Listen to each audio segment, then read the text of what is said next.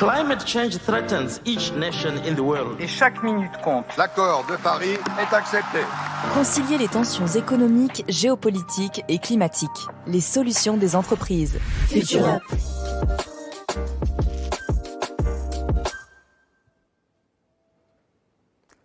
Bonjour à toutes et à tous. Nous sommes très heureux de vous accueillir pour ce webinaire consacré à un enjeu crucial.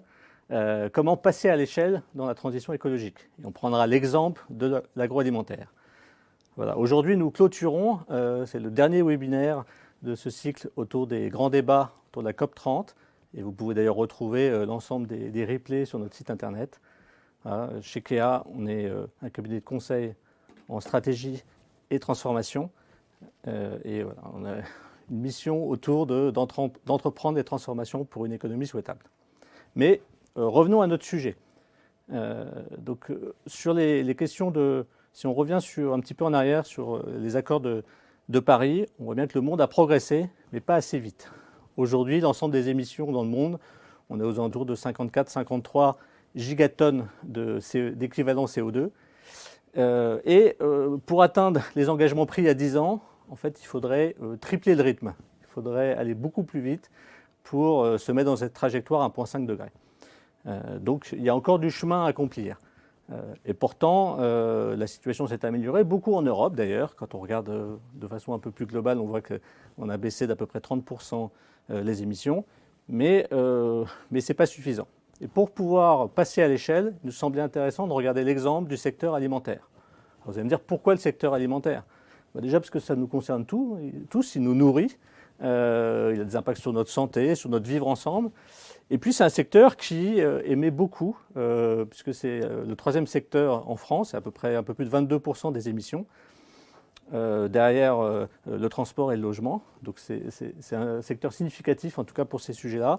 On connaît les grandes filières émettrices, hein, le sucre, tout ce qui tourne autour de l'amidon, des produits laitiers. C'est ce qui doit représenter une grosse partie d'ailleurs des impacts. Et il y a déjà beaucoup d'entreprises qui sont engagées, beaucoup de solutions concrètes qui existent. C'est d'ailleurs la première bonne nouvelle sur ce sujet-là. C'est qu'on connaît les leviers, on sait comment agir.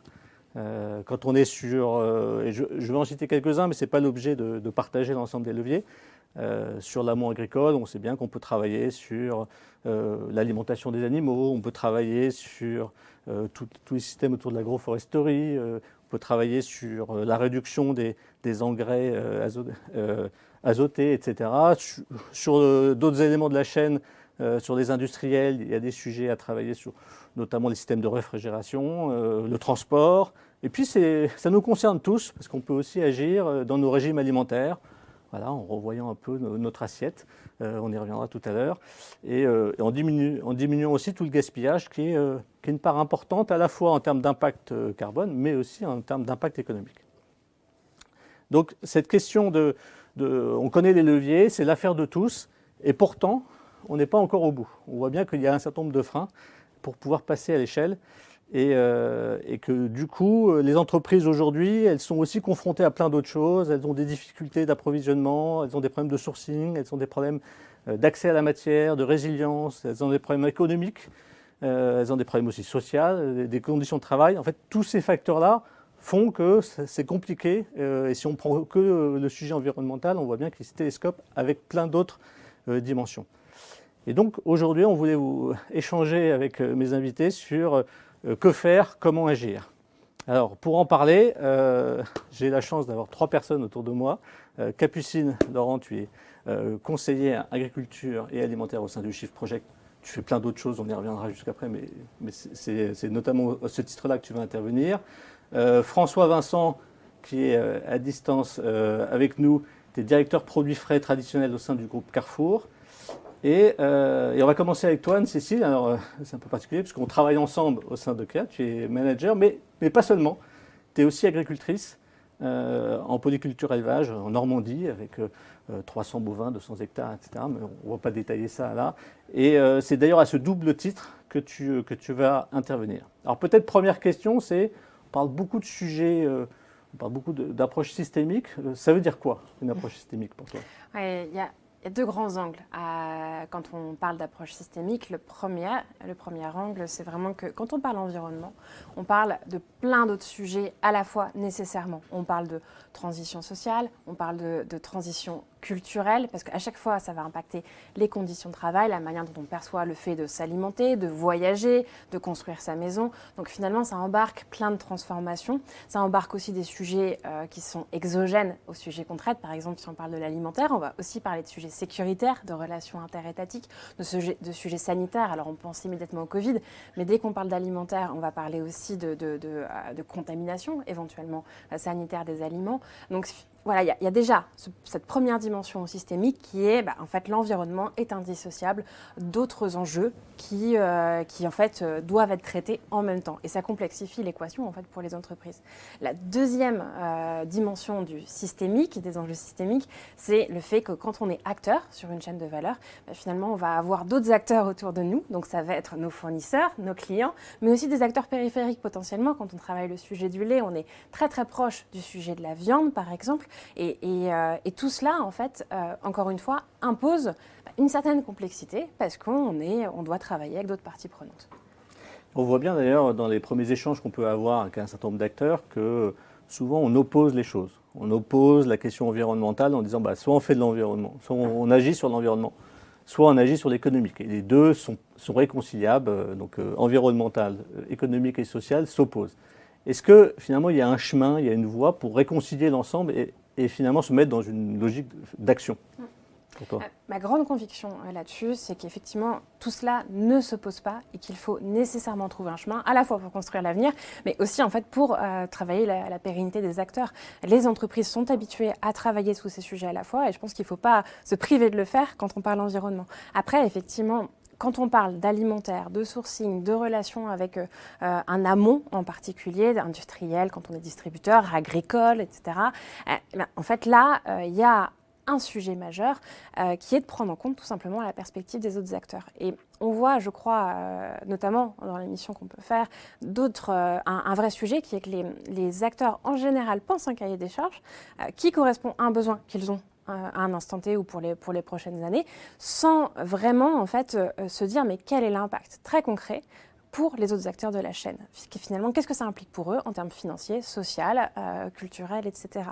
Et faisant ça, en fait, on trouve un cahier des charges, une prime qui est définie un peu de manière théorique, et on lance une filière, on lance une initiative, et puis 5 ans plus tard, on se rend compte qu'on a réussi à conquérir peut-être 20% de son amont quand on parle d'agriculteurs, mettons, sur une initiative, mettons, de décarbonation, et puis tout le reste reste à conquérir, et ça paraît insurmontable, et on passe jamais à l'échelle.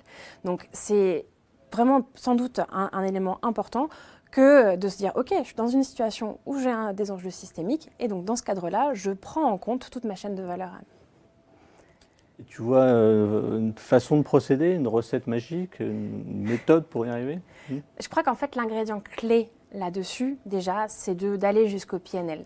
En particulier, des exploitations agricoles. De se dire, mais finalement, OK, je pense par exemple une initiative pour introduire du bien-être animal et en même temps du pâturage pour décarboner, mais ça suppose quoi en termes économiques et financiers pour l'agriculteur et puis pour tous les autres acteurs de la chaîne, mais j'insiste beaucoup sur l'agriculteur, tout simplement parce que, bon, déjà, je connais bien cet angle-là en tant qu'agricultrice, mais aussi et surtout, en général, c'est le PNL, le compte de résultat qui est oublié dans les calculs qui sont faits. On ne sait pas trop le faire quand on est acteur de l'aval et du coup, on s'abstient de le faire. Je crois qu'il ne faut surtout pas s'abstenir parce qu'on a en face de nous un entrepreneur, au même titre finalement que soi, même si en général les tailles sont plus petites, encore ça c'est en train d'être beaucoup remis en question avec l'augmentation des tailles des fermes.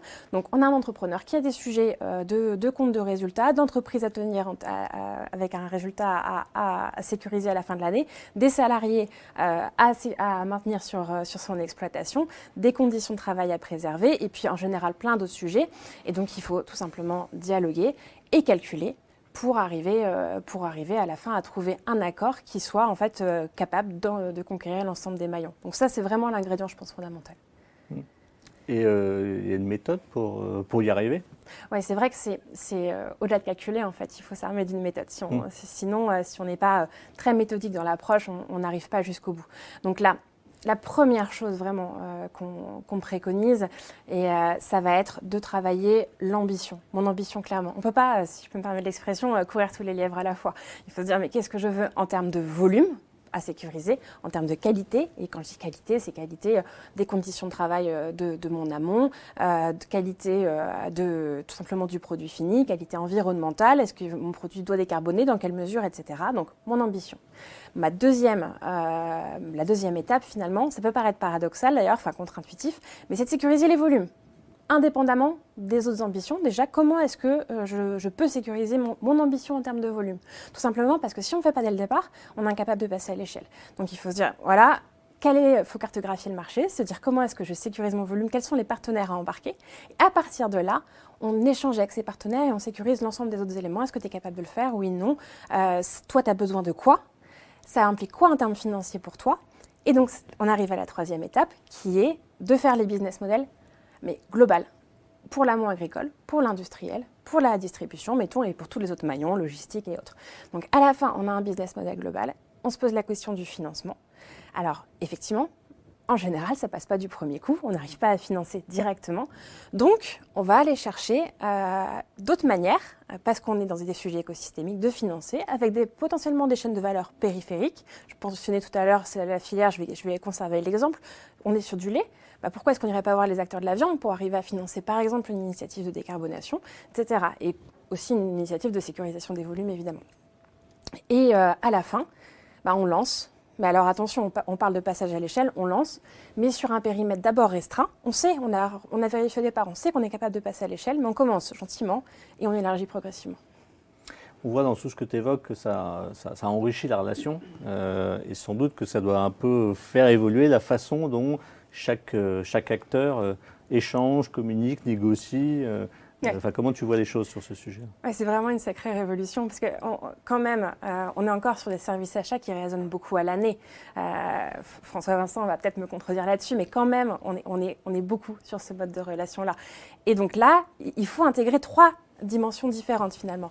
Le très court terme parce que, je le disais, il y a des chocs exogènes, il y a des épidémies, il y a des chocs diplomatiques, il y a aussi, quand on parle d'agriculture, des moments de rupture de production, des aléas, et puis des moments de pic. Donc il faut gérer le très très court terme. Et ça suppose d'avoir des relations achats qui soient capables de le faire. Sinon, on perd les acteurs amont, ou alors on ne sait pas réagir à ces chocs-là. Il y a un deuxième temps qui est l'exact inverse, en fait, le très long terme. Parce que pour passer des transitions, il faut être capable d'investir sur des temps très très longs. 5, 10, 15 ans, c'est immensément long dans les relations commerciales actuelles. Et ça, en fait, il faut développer encore une fois de nouveaux comportements d'achat, arriver à se projeter sur ces horizons temporels-là. Et ça, c'est loin d'être évident, mais c'est nécessaire. Et puis, il faut gérer l'entre-deux, c'est-à-dire le moyen terme. Parce que quand on se projette sur des relations comme ça aussi longues, en fait, il va nécessairement arriver sur la période des changements réglementaires, des changements de relations entre États, etc. Et ça va un petit peu changer la donne. Et là, ça suppose évidemment, en fait, pour arriver à gérer ces 3 dimensions-là, de passer d'une logique d'achat pur à une logique de sourcing, oui, de la matière, mais surtout de partenaires. Merci beaucoup. Donc, sur ce premier volet autour de adopter une vision plus systémique, plus large, ce qui implique de changer de regard, de prendre un autre regard, prendre le regard de la ferme notamment. Ça implique d'être capable de construire une feuille de route qui combine l'ensemble des dimensions, l'ensemble des questions de création de valeur au sens large du terme, et de faire évoluer la relation en combinant bien les 3 temps que tu as évoqués. Donc, ça permet c'est des ingrédients pour pouvoir déjà agir. C'est sans doute pas suffisant. Il y a aussi d'autres choses à regarder. Dans cette question de projection, on voit bien que l'avenir est quand même très incertain. Et comment affronter, comment se projeter et affronter et se positionner vers l'avenir pour pouvoir engager des investissements qui sont conséquents. Si je prends 2 minutes un peu de côté, on voit bien que dans ces situations-là, il y a des méthodes qui existent. Il y a notamment ce qu'on appelle le Strategic Foresight, qui est une méthode qui est développée par l'Université de Houston, dont les ingrédients, il y en a 3. Il y a définir un futur, c'est de se projeter sur ce que peut être demain. Deuxième chose, c'est d'être capable de construire des leviers avec les acteurs et les différentes parties prenantes pour les engager déjà dans l'action. Et puis le troisième facteur, c'est de garder quand même, de mettre en place de la veille pour être capable de se dire, en fait, voilà comment évoluent finalement les choses et comment on adapte notre stratégie d'action. Je crois que on va en parler avec toi, Capucine, parce que ça fait partie de l'approche que vous menez au terme du Shift. Alors peut-être un mot d'abord sur toi. Donc, ça fait plus de 20 ans que tu accompagnes les acteurs de l'agroalimentaire sur les transitions environnementales, que tu es très engagé au sein du Shift en tant que conseillère à la fois agriculture et alimentaire. On va y revenir justement plus en avant juste après. Voilà. Et au-delà de ça, tu travailles sur des sujets de transition, tu accompagnes les acteurs sur la décarbonation et sur leur transition. Peut-être d'abord un premier élément, c'est qu'on entend parler du Shift. C'est quoi finalement le Shift Project ? Merci beaucoup Mathieu et Anne-Cécile pour cette invitation. Le Shift Project, effectivement, en quelques mots, c'est une association d'intérêt général, un think tank, qui a été créé par Jean-Marc Jancovici dans les années 2010. Donc c'est le think tank qui travaille sur les sujets d'énergie et de climat. Aujourd'hui, le Shift, c'est une trentaine de collaborateurs et un réseau d'une centaine d'experts indépendants qui vont intervenir en freelance de manière ad hoc sur des projets, comme je le fais moi effectivement à la fois sur les travaux agricoles et alimentaires. Et le Shift, c'est aussi une autre association sœur qu'on connaît aussi pas mal, les Shifters. Donc là, c'est un réseau de 30 000 bénévoles qui sont en poste dans différentes entreprises et qui vont contribuer à faire rayonner les travaux du Shift, une forme de porte-parole, qui vont aussi contribuer à les enrichir par de l'apport d'expertise ou de réseau. Ça, c'est le Shift. Et effectivement, le Shift travaille à des travaux prospectifs. Ils se sont fait connaître en 2022 avec la publication du plan de transformation de l'économie française, le fameux PTEF, qui donnait quelques leviers d'action effectivement sur comment décarboner l'économie française au sens large. Et maintenant, on le décline en fait sur tous les secteurs d'activité. En 2024, le Shift a publié des travaux là-dessus sur le secteur agricole et à partir de l'an prochain, on va démarrer sur l'agroalimentaire. Et pour revenir un tout petit peu, pour rebondir sur cette question de méthode prospective, effectivement, je rejoins tout ce qui a été dit, c'est-à-dire à la fois la nécessité de projeter à long terme, de le faire en collectif pour définir des trajectoires et les leviers pour les mettre en œuvre. Finalement, c'est la méthode qu'utilise le Shift. En tant que think tank, forcément, il se projette sur le long terme. On se projette à chaque fois à 2050 pour dire quels sont les éléments de tendance qui vont faire le monde de demain, dans quel dans quel mix en fait, d'opportunités et de contraintes les acteurs économiques vont se retrouver. Une fois que ceci est établi, définir ensemble des trajectoires, des scénarios pour arriver à un objectif commun. Donc l'objectif, il est très drivé au Shift par la double contrainte climat et énergie. Comment faire de la business continuity avec ces éléments de contexte. Et ensuite, définir les freins et surtout les leviers à actionner pour atteindre cette cible définie collectivement. Et ensuite, tout un travail aussi de portage des messages clés au niveau politique, France, Europe, mais aussi auprès des acteurs économiques. C'est un petit peu ça, le Shift. Alors, profitons comme ça, parce que dans cette question de projection, on voit bien qu'il y a un certain nombre de tendances qui sont à l'œuvre. Est-ce que tu peux nous dévoiler, on va dire, nous partager quelques grandes tendances à prendre en compte dans ces travaux de projection ? Alors, je vais peut-être faire un focus pour l'instant sur les enseignements clés des travaux qui ont été réalisés sur le secteur agricole. On pourra revenir après, un peu plus tard, sur l'aval de la chaîne de valeur. Donc, comme je vous l'ai dit, le Shift résonne dans un schéma de contrainte énergie-carbone. Donc, les travaux sur le secteur agricole se sont basés dans le cadre de la stratégie nationale bas carbone, qui donne un budget à horizon 2030, donc de baisse de 50% des émissions. Ce qu'on constate, c'est qu'aujourd'hui, peu ou prou, les tendances sont suivies. On va sur cette pente, mais quelque part, c'est fait de manière assez subie, avec, pour rebondir sur les élevages laitiers ou bovins que tu donnais justement, Anne-Cécile, on suit cette tendance de manière subie grâce, finalement, à la décapitalisation de l'élevage que l'on constate. Donc cela pose en fait la question de comment agir ensemble, en collectif, pour anticiper plutôt que subir, comment s'organiser et quels leviers activer. Donc ça, c'était le cadre global. Ce que l'on voit globalement sur le secteur agricole, on a travaillé sur 3 grands points de dépendance qui structurent beaucoup l'évolution du monde agricole et surtout la manière dont les entrepreneurs agricoles, dont tu parlais Anne-Cécile, doivent se projeter et agir. Premier point, une forte dépendance aux énergies fossiles. Globalement, en 20 ans, le secteur agricole est passé d'une énergie exclusivement humaine et animale, la traction animale, à 100% de dépendance aux énergies fossiles. C'est quoi? C'est les engrais azotés, à plus de 80%, on en est dépendant d'importation. C'est le pétrole, pour tout ce qui est mécanisation, principalement, c'est pareil. C'est à peu près les mêmes ordres de grandeur de dépendance. Alors ça a apporté finalement beaucoup de plus-value, une facilitation du temps de travail, de la qualité de travail et des rendements, bien sûr, une explosion des rendements et une forme d'indépendance aussi aux conditions extérieures, aux aléas dont tu parlais. Néanmoins, ça a induit aussi finalement une baisse du nombre d'actifs. Il y avait besoin de moins de bras, donc les gens sont partis faire autre chose. Mais surtout, aujourd'hui, la dépendance, elle est d'autant plus accrue que l'on sait, à l'échelle européenne et française, qu'on est dépendant à plus de 80% des importations de ces fameuses énergies fossiles de pays tiers avec lesquels on n'a pas forcément toujours une adéquation en termes de valeur ou de projection sur l'avenir. Quand on parle du gaz, par exemple, de la Russie, pour n'en citer plus qu'un. Donc ça, c'est le premier point de fragilité. Et puis surtout, maintenant, ça y est, c'est acté, le peak oil, on sait qu'il va arriver au cours de notre décennie. Donc le peak oil, c'est quoi? C'est le moment à partir duquel on atteint le pic de production et les capacités en fait, dans lesquelles on va pouvoir les piocher vont baisser.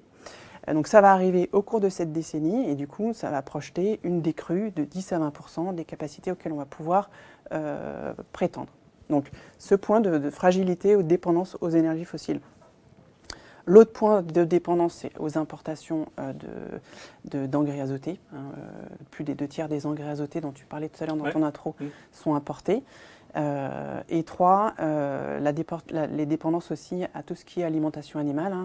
C'est toujours à peu près les mêmes ordres de grandeur, les 2/3 ou les 3/4, aux importations de soja, qui en plus sont déforestants, donc finalement qui augmentent les facteurs de risque. Donc ça, c'est ces grands éléments de tendance qui sont assez structurants et sur lesquels on a travaillé pour bâtir nos scénarios. Et j'en rajoute un dernier, le sujet du climat.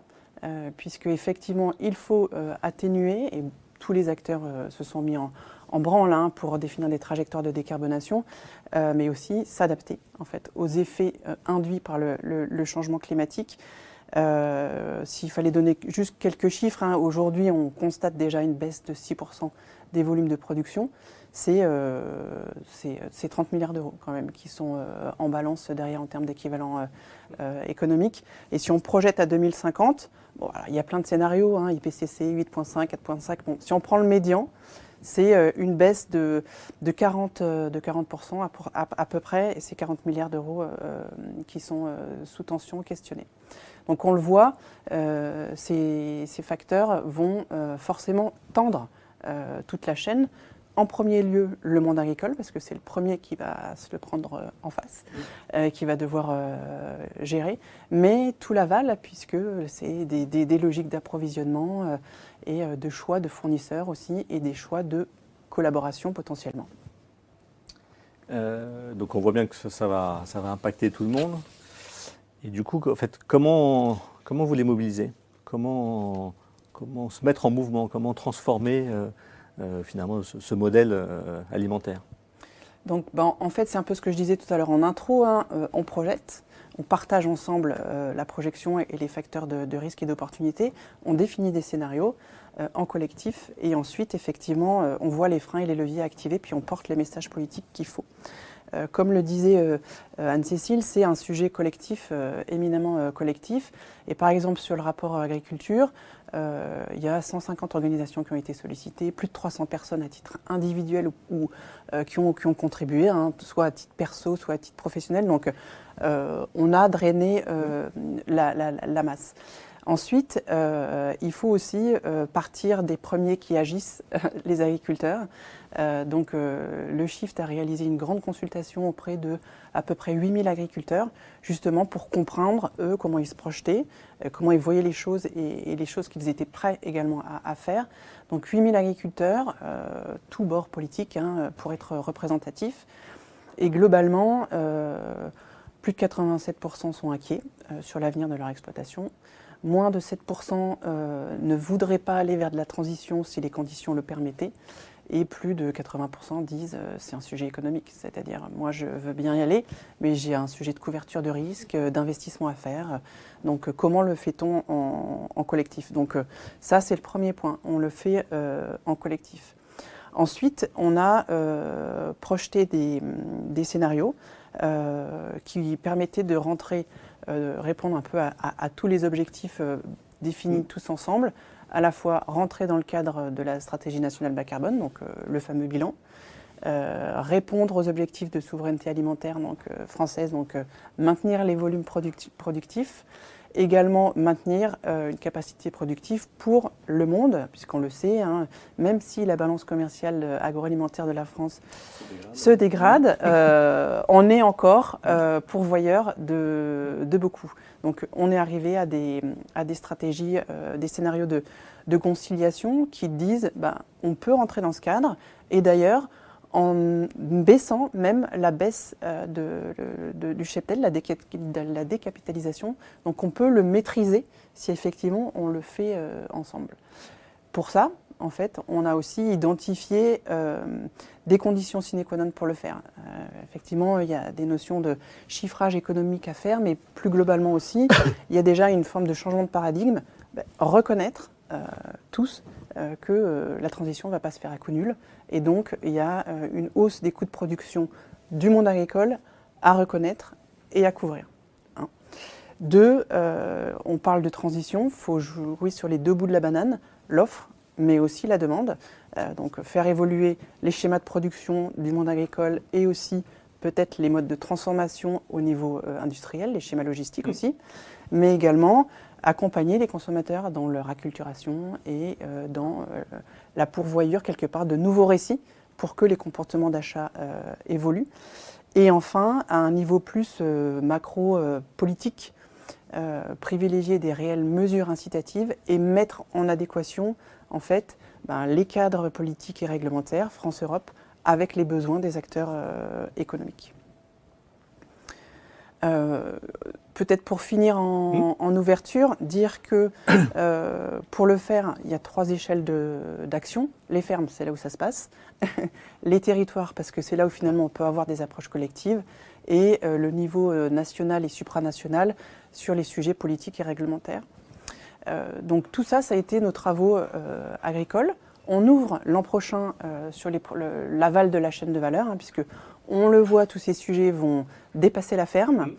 Tous ces sujets de dépendance aussi sont des points qui vont être assez saillants pour l'agroalimentaire. Si on devait donner juste quelques chiffres, la hausse des prix du gaz post-crise en guerre en Ukraine, ça a été entre plus 70 et plus 70% de hausse du prix du gaz. Ça s'est répercuté peu de temps après sur les coûts de production qui ont augmenté de 20% en l'espace de quelques mois. Et pareil, le changement climatique, on l'a vu, les impacts, les enjeux à l'amont agricole, mais c'est pareil au niveau de l'aval. Il y a la Deutsche Bank qui a sorti un rapport là, il y a peu de temps en disant un choc saisonnier de 0,4 degrés en plus pendant l'été, ce qui est quand même pas beaucoup. C'est une hausse des prix mondiaux alimentaires de 10% peu de temps après. Donc on voit que les sujets, comme tu le disais Anne-Cécile, l'environnement et l'économique sont indissociables. Donc c'est là-dessus qu'on va travailler à partir de l'an prochain sur l'aval de la chaîne de valeur et on va traiter de ces sujets de dépendance, de résilience et d'évolution à la fois de l'offre et de la demande côté conso. Donc voilà, dans ces questions de passage à l'échelle, par exemple, on a bien ce deuxième niveau autour d'adopter une approche plus prospective, c'est-à-dire regarder plus loin, mais regarder plus loin pour agir aujourd'hui, en étant capable d'anticiper ces grandes tendances, de dessiner un futur et d'embarquer et d'engager l'ensemble des acteurs. C'est notre deuxième niveau. On va aborder maintenant le troisième sujet, qui est autour de de ces questions de nouvelles formes de coopération. Finalement, la logique de filière existe depuis très longtemps, mais on voit qu'elle est bousculée par tous ces phénomènes. Et peut-être justement, François Vincent, tu es directeur des produits frais traditionnels au sein du groupe Carrefour. Et qu'est-ce que ça change aujourd'hui déjà dans le quotidien, dans les pratiques de gestion d'une filière? Comment tu vis les choses dans ton quotidien sur ces sujets-là? Oui, merci. Merci pour l'invitation. Alors, je vais peut-être te surprendre en disant ça, mais en fait, aujourd'hui, la démarche filière telle qu'on la pratique chez Carrefour depuis plus de 30 ans, c'est Gabriel Binetti qui était à l'origine des filières. Et le principe des filières, c'était, dès l'origine, c'est mieux pour la terre, c'est mieux pour les animaux, c'est mieux pour l'agriculteur et c'est mieux pour le client. Ça veut dire que quand on démarche un agriculteur, un partenaire avec un magasin et des clients ensemble pour lancer une filière, on est d'abord sur une logique de bassin. On est sur une logique aussi, et ça c'est très important, de plan de progrès. On ne cherche pas à être parfait tout de suite. On travaille ensemble, on définit ensemble le cahier des charges, on définit ensemble le besoin et le moyen d'y parvenir. Donc ça veut dire quoi? Ça veut dire qu'on est ce qu'on appelle en open book, on ouvre tous nos comptes et depuis le prix de revient, et c'était très intéressant parce qu'Anne-Cécile, quand tu disais tout à l'heure, oui, on a du mal à connaître notre PNL et notre prix de revient. Je le confirme. Aujourd'hui, quand on élève, et ça c'est tout un pan de la tradition de l'élevage qu'il va falloir remettre en cause très, très clairement, puisque il y a un vrai sujet du prix de revient, d'optimisation, qu'il faut travailler. Donc, tout ce travail que l'on fait permet d'aboutir à la création d'une filière qui se lance en général donc dans un bassin de production et qui doit être en fait après dupliqué sur tous les autres bassins. C'est vraiment l'idée de travailler sur des circuits courts et de pouvoir d'éviter le plus possible tout ce qui vient de loin, tout ce qui est coûteux, tout ce qui n'est pas utile. Alors, je vais donner un exemple pour l'illustrer parce que on a 140 filières aujourd'hui qui fonctionnent chez Carrefour. Il y en a une qui me tient particulièrement à cœur parce que quand je vous ai écouté tout à l'heure, on est vraiment dans le cœur de cette démarche. Et ça, c'est là que c'est très intéressant. On a développé depuis 4 ans dans la filière bovine la prime herbe.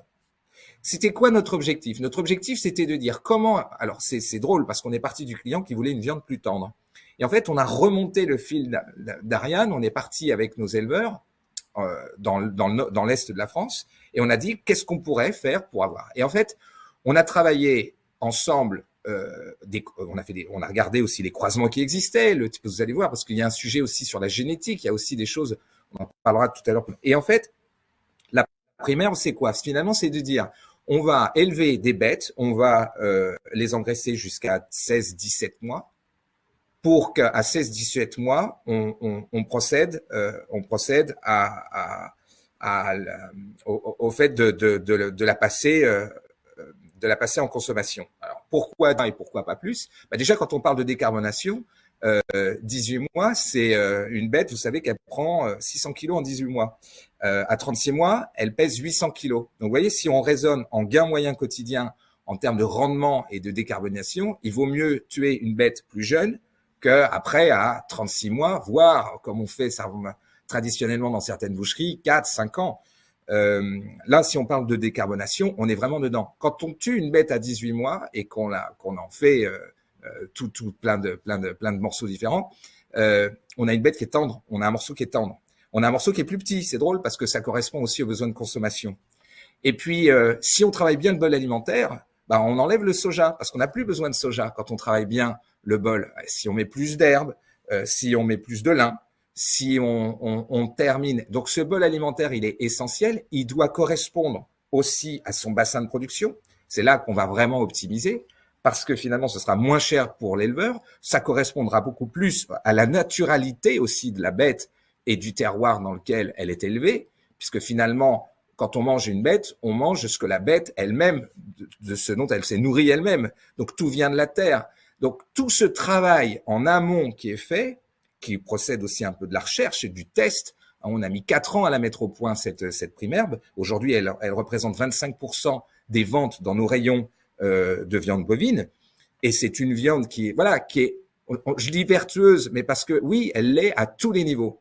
Donc, nous, notre objectif, c'est ça, c'est de se mettre en marche pour et c'est de transformer un peu. Avant, on était un peu cueilleur, on prenait, bon, voilà, on prend la viande qui vient, on prend un peu. Est-ce qu'elle est vertueuse? Non. Est-ce qu'elle est décarbonée? Enfin, décarbonée. Est-ce qu'elle est bonne en termes de rendement carbone? On le savait pas. Là, on devient chasseur, c'est-à-dire qu'on décide de ce qu'on veut et on s'associe en amont pour que toute la chaîne de valeur nous accompagne pour rentrer dans ce schéma vertueux. Et je peux vous dire une chose, c'est que le prix de revient de l'élevage de cette primeur, eh ben, il est beaucoup plus faible, beaucoup moins élevé que une viande classique. Donc, à tout niveau, c'est plus vertueux. Et puis, un deuxième exemple, quand on parle aussi de variété et de la responsabilité qu'on a en tant que distributeur et d'aller à l'échelle, c'est, je donne l'exemple de la pomme golden. Vous savez, la pomme golden, il y a des pommes qui sont beaucoup plus fragiles que d'autres. On va encore rentrer dans un sujet génétique, mais ça a son importance si on parle de décarbonation. La pomme golden, elle nécessite entre 15 et 20 traitements dans sa vie. Vous voyez, entre une quinzaine et une vingtaine d'interventions différentes. Parce qu'elle est naturellement très fragile. Alors, si on dit qu'on veut faire une pomme golden bio, imaginez, c'est quasiment du harcèlement parce que elle va avoir besoin de beaucoup plus de traitements parce qu'elle est encore plus fragile. Donc c'est une anomalie, par exemple. Si vous discutez avec un arboriculteur, il va vous dire une golden bio, c'est une anomalie. C'est pas du tout bon pour l'environnement, c'est pas du tout agroécologique. Ça peut être bio, mais pas agroéco. Donc, vous voyez, il y a aussi plein d'a priori comme ça qu'il va falloir chasser parce que il y a des variétés qu'on dit rustiques, c'est-à-dire qu'ils n'ont besoin que de 3 ou 5 traitements, donc qui sont à la fois très résistantes et qui sont mieux pour le carbone. Donc voilà, c'est tout ça qu'il faut travailler. Donc ça procède. Je dis pas, j'aime pas. Jamais je dirais que je suis là pour éduquer les clients. C'est pas le rôle d'un distributeur. C'est pas notre rôle d'éduquer. Mais sensibiliser à ces choses-là, oui, c'est important. Voilà. Et c'est vrai que cette chaîne de valeur complète. Alors aujourd'hui, on va dire que on est très mature sur la notion de filière. Là où on l'est moins, c'est sur la transversalité. Moi, j'ai beaucoup aimé, et c'est un rêve. En tout cas, c'est une recherche qu'on a en permanence. C'est cette transversalité de dire, eh bien, je vais traiter une filière complète en partant du lait jusqu'à la viande. Pourquoi pas la valorisation sur le cuir? Parce que vous savez que c'est aussi un des moyens de valoriser auprès de l'éleveur, c'est de valoriser les cuirs. À partir du moment en plus où la viande est tendre, qu'elle est bonne, a priori le cuir est bon. Hein, quand il a été nourri à l'herbe, en général, le cuir à la fin est plutôt correct. Donc voilà, vous voyez bien, cette transversalité, il faut la faire. Nous, historiquement, on travaille en silo, c'est-à-dire que l'acheteur qui s'occupe du lait, il est de son côté, celui qui s'occupe de la viande, il est du lien. Donc là, maintenant, il faut faire venir les deux acheteurs qui sont spécialistes de leur filière pour qu'ils travaillent ensemble auprès d'un groupement pour le faire. Donc ça, on a envie de le faire, on souhaite vivement le faire. On n'en est encore qu'au début, mais en tout cas, on va dire que c'est le proximo passo, hein, c'est l'étape suivante. Et c'est peut-être ça d'ailleurs, François, où on le voit bien, où à un moment donné, quand on veut avoir un impact un peu plus global, systémique, si je reprends l'approche du début, exactement. En effet, il faut être capable de mobiliser plusieurs filières. En fait, il faut être capable de mobiliser. Alors, tu t'évoquais sur les élevages bovins, en effet, la viande, le lait, le cuir, etc. Sur des questions de grande culture aussi, on voit bien, on sait qu'on peut travailler sur la séquestration du carbone. Il se trouve qu'il faut être capable de gérer des rotations entre des céréaliers, du végétal, etc. Enfin, je prends ces exemples-là, et on voit bien en tout cas qu'à un moment donné, on bloque. Autant les premiers niveaux, ça fonctionne bien, puis à un moment donné, on bloque. D'où cet enjeu de se dire, il y a peut-être, en tout cas, on a cette conviction-là qu'il faut rénover cette question de collective et être capable de monter des coalitions qui vont réunir des acteurs qui n'ont peut-être pas l'habitude de travailler ensemble. Alors certains ont l'habitude, il faut qu'ils travaillent un peu autrement, et d'autres n'ont pas l'habitude de travailler ensemble. Et peut-être, je crois qu'il y a quelques initiatives, en tout cas, ce que tu dis, on est en train d'apprendre, hein, on apprend sur ces sujets-là, mais quelques initiatives, en tout cas, sur lesquelles tu t'es mis en chemin sur ces sujets de coalition d'acteurs, qui dépassent une vision de filière. Tout à fait. Déjà, on n'a pas la reconnaissance de tout le travail qu'on fait depuis des décennies Et je peux vous assurer que quand on travaille au quotidien auprès des acheteurs, hein, être un acheteur, c'est pas juste être dans un box et puis négocier un prix à la semaine ou à l'année. C'est véritablement aller sur le terrain avec les producteurs, avec les coopératives, avec tous les intervenants de la filière. Et je peux vous assurer que c'est pas propre à Carrefour. Carrefour a vraiment une ancienneté dessus, mais toutes les enseignes aujourd'hui le travaillent de cette manière. Et c'est vrai qu'on n'est pas forcément reconnu.